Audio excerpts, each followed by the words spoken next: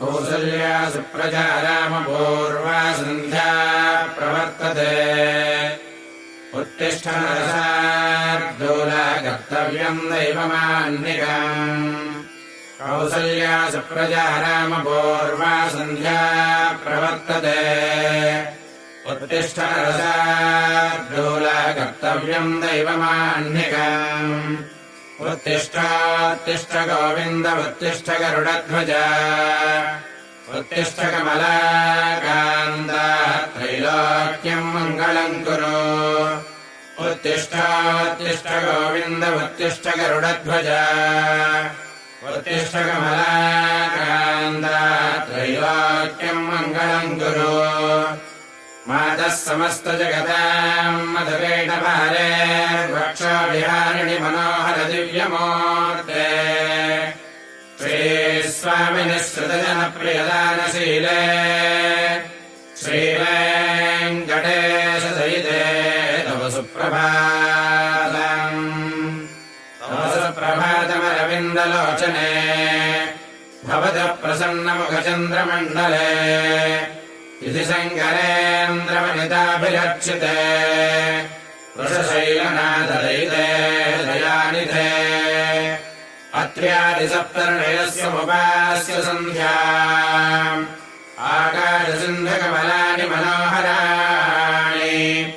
आदाय पादैकमर्चयितुम् प्रपन्नाः शेषाद्रिशेखरविभो तव सुप्रभातम् पञ्चाननाभ्यवषण्मुखवासवाद्याः त्रैविक्रमादिचरितम् विबुधा स्तुवन्ते भाषापतिः पठति वासरशुद्धिमारात् शेषाद्रिशेखरविभो तव सुप्रभातम् ईशप्रफुल्लसरसेरुहनारिकेळभोगद्रुमादिसुमनोहरपालिकानाम् आवादिमन्दमनिलः सह दिव्यगन्धैः शेषाद्रिशेखरविभो तव सुप्रभातम् उन्मेलनेत्रैवमुत्तमपञ्जरस्थाः पात्रावशिष्ठकदले फलपायसानि भुक्त्वा सलेलमदकेलिसुखाः पठन्ते शेषाद्रिशेखरविभो तव सुप्रभातम् तन्द्रे प्रकर्णमधरस्वनया विपञ्च्या गायत्यनन्दचरितम् तव नारदोऽपि भाषासमग्रमसकृत्य रचाररम्याम् शेषाद्रिशेखरविभो तव सुप्रभातम् भृङ्गावळे च मकरन्दरसानुविद्धशङ्कारकेतननदैः सह सेवनाय निर्यात्युपान्दसरसे कमलोदरेभ्यः शेषाद्रिशेखरविभो तव सुप्रभातम् योषागणेन वरदद्धिविमध्यमाने घोषालयेषु दधिमन्थनतीव्रघोषाः रोषात्वयम् विदधतेककुपश्च कुम्भाः शेषाद्रिशेखरविभो तव सुप्रभातम् पद्मेशमित्रशतमित्रगताळिवर्गाः हर्तम् श्रियम् वलयस्य निजाङ्गलक्ष्म्या धेरे निनादमिव विभ्रजते व्रणादम् शेषाद्रिशेखरविभो तव सुप्रभातम् श्रीमन्नभेष्टवरदाखिललोकबन्धो श्रीश्रीनिवासजगदेकदयेकसिन्धो श्रीदेवताग्रहभुजान्दरदिव्यमूर्ते श्रीवेङ्कटाचलपते तव सुप्रभातम् श्रीस्वामिपुष्करणिकाप्लवनिर्मलाङ्गाः श्रेयोर्जिनो हरविरञ्जि सनन्दनाज्ञाः द्वारे वसन्ति वरवेत्र हतोत्तमाङ्गाः श्रीवे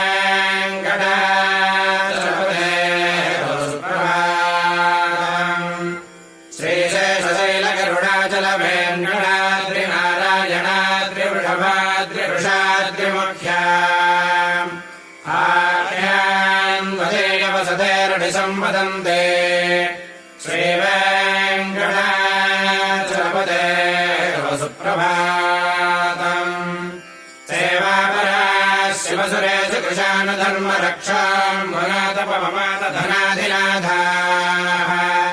बद्धाञ्जलिप्रबलजन्मिषसेर्षदेशाः श्रीवेङ्कटाचलपते तव सुप्रभातम् घाटेषु ते विहगराजमृगाधिराज नागाधिराज गजराज हयाधिराजाः स्वस्वाधिकारमहिमादिकमर्धयन्ते श्रीवेङ्कटाचलपते तव सुप्रभातम्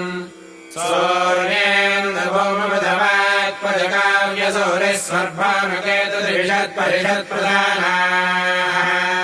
त्वद्दासदासुजरमावधिरासदासाः श्रीवेङ्कटाचलपते तव सुप्रभातम् त्वत्पादधूलिपरितस्फलितोत्तमाङ्गाः स्वर्गापवर्गनिरपेक्षविजान्तरङ्गाः कल्वागमाकर्णया कुलताम् लभन्ते श्रीवेङ्कटाचलपते तव सुप्रभातम् त्वद्वापुराग्रशिखराणि निरीक्षमाणाः स्वर्गापवर्गपदवीम् परमाम् श्रयन्तः मर्त्या मनुष्यभुवने मतिमाश्रयन्ते श्रीवेङ्कटाचलपते तव सुप्रभातम् श्रीभूमिनायकदयादिगुणामृताब्धे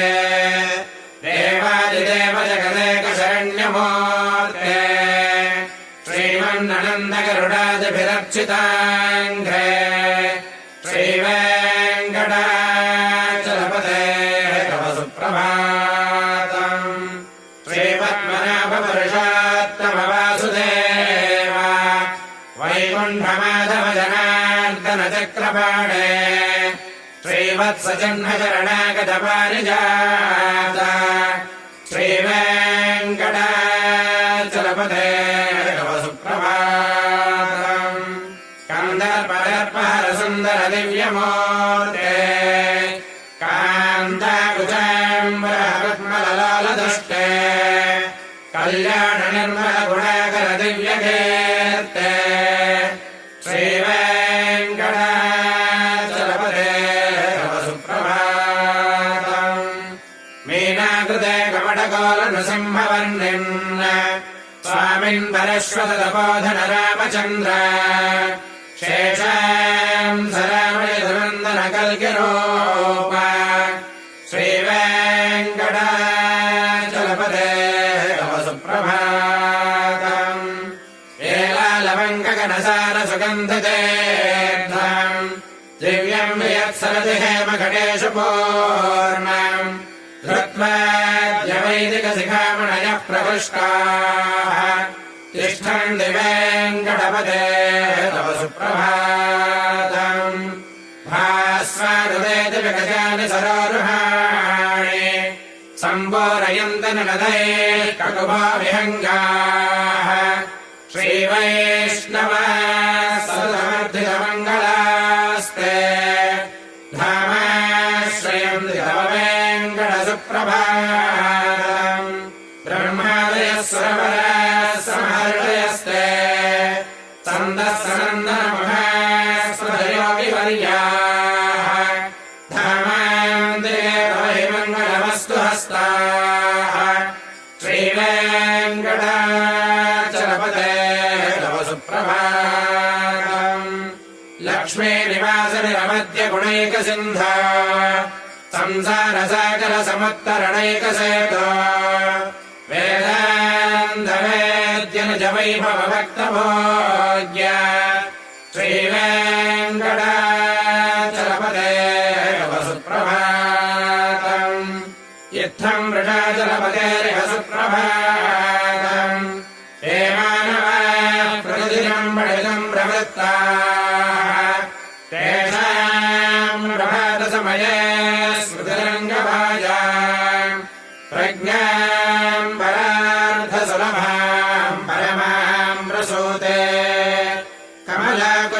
चुककुङ्कुमतो नियतारुणितातुलनीलतनो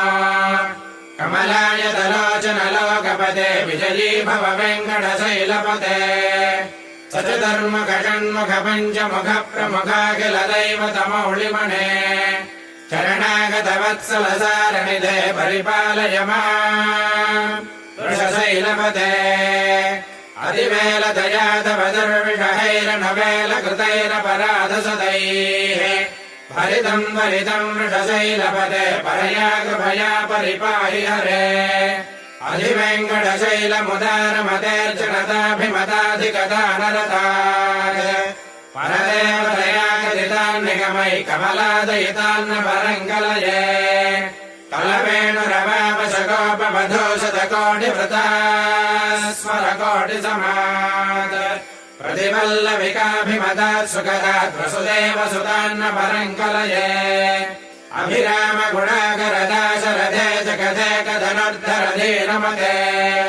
रघुनायक राम रमेश विभो वरदो भवदेव दया जलधे अवनीतनयागमनीयकरम् रजनीकरचारुमुखाम्बुरम् रजनीधरराजतमो मिहिरम् महनीयमहम् रघुराममये सुमुखम् सुहृदम् सुलभम् सुखदम् सुनुजम् च सुखाय ममोघशरम् अपहाय रघोद्वामन्यमहम् न कथञ्चन कञ्चन जातु भजे विना वेङ्कटेशम् नाथो नाथः सदा वेङ्कटेशम् स्मरामि स्मरामि हरे वेङ्कटेश प्रसीद प्रसीद प्रियम् वेङ्कटेश प्रयच्छ प्रयच्छ अहम् दोरदस्ते पदाम् भोजयुग्म प्रणामेच्छयागत्य सेवाम् करोमि सकृत्सेवया नित्यसेवा फलन्तम् प्रयच्छ प्रयच्छ प्रभो वेङ्कटेश अज्ञानिनामया दोषानशेषान् निहितान् हरे क्षमस्वत्वम् शेषशैलशिखामणे ईशानाम् जगदोऽस्य वेङ्कटपतेर्विष्णोः पराम् प्रेयसे तद्वक्षस्थलनित्यवासरसिका रक्षान्ति संवर्धिनी पद्मालङ्कृतपाणिपल्लवयुगा पद्मासनस्थाम् श्रियम् वात्सल्यादिगुणोज्ज्वला भगवतीम् वन्दे जगन्मातरम् श्रीमन्कृपाजलनिधे कृत सर्वलोक सर्वज्ञशक्तिनतवत्सल सर्वशेषिम् स्वामिन् सुशील सुलभाश्रितपारिजात श्रीवेङ्कटेशचरणौ शरणम् प्रपद्ये आनापुरार्पित सुजात सुगन्धि पुष्पसौरभ्य सौरभकरौ समसन्निवेशौ सौम्यौ सदानुभवनेऽपि नवानुभाव्यौ श्रीवेङ्कटेशचरणौ शरणम् प्रपद्ये सद्यो विकासु समुदित्वरसान्द्ररागसौरभ्य निर्भर सरोरहसाम्यवार्ता सम्यक् सुसाहसपदेषु विलेखयन्तौ श्रीवेङ्कटेशचरणौ शरणम् प्रपद्ये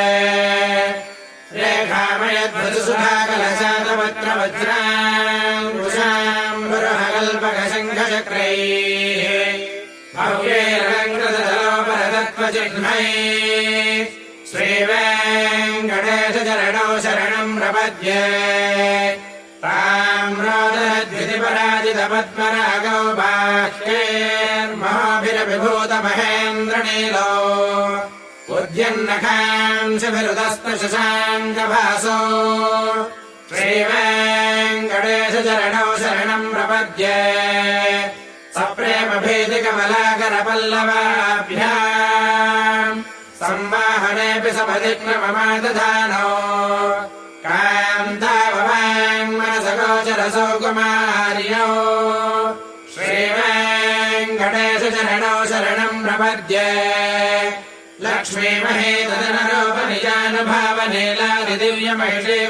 लक्ष्मीमहेतदनुरूपनिजानुभावनीलादिदिव्यमहिषीकरपल्लवानाम् आरुण्यसङ्क्रमणतः किल सान्द्ररागो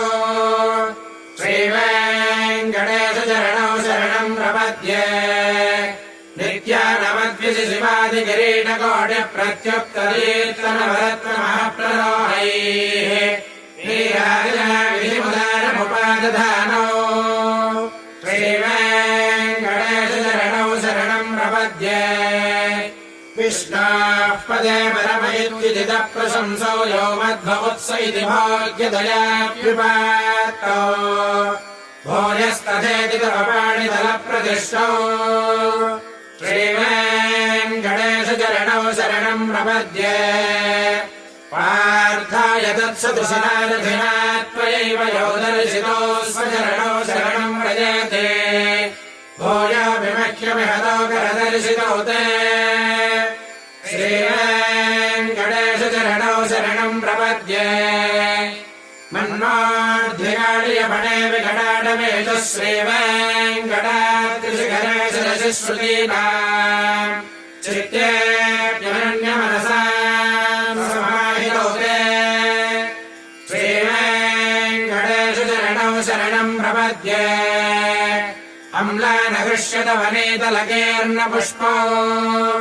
श्रीवेङ्कटाद्रिशिखराभरणायमानो आनन्दिताखिलमनोनयनौ तवैतौ श्रीवेङ्कटेशचरणौ शरणम् प्रपद्ये प्रायः प्रपन्नजनता प्रथमावगाह्यो मातस्तनाविवशिशोरमृतायमानो प्राप्तो परस्परधुरामधुरान्तरौ ते श्रीवेङ्कटेशचरणौ शरणम् प्रपद्ये सत्त्वोत्तरैः सततसेव्यपदाम्बुजेन संसारतारकदयार्द्रगञ्जलेन सौम्योपयन्त्रमुनिना मम दर्शितौ ते श्रीवेङ्कटेशचरणौ शरणम् प्रपद्ये श्रीसश्रिया घटिकया त्वदुपाय भावे प्राप्ये त्वयि स्वयमुपेयतया स्फुरन्त्या नित्याश्रिताय निरवद्यगुणाय तुभ्याम् याम् किङ्करो विषयेश न जातु मह्यम् श्रियः कान्ताय कल्याणनिधये निधरेऽर्थिना श्रीवेङ्कटनिवासाय श्रीनिवासाय मङ्गलम् श्रियः कान्ताय कल्याणनिधये निधरेऽर्थिना श्रीवेङ्कटनिवासाय श्रीनिवासाय मङ्गलम् लक्ष्मी सविभ्रमालोकशुभ्रो विभ्रमचक्षुषे चक्षुषे सर्वलोकानाम् वेङ्कटेशाय मङ्गलम् श्रीवेङ्कटाद्रिशृङ्गाग्रमङ्गलाभरणाङ्गये मङ्गलानाम् निवासाय श्रीनिवासाय मङ्गलम् सर्वावयवसौन्दर्यसम्पदा सर्वचेतसा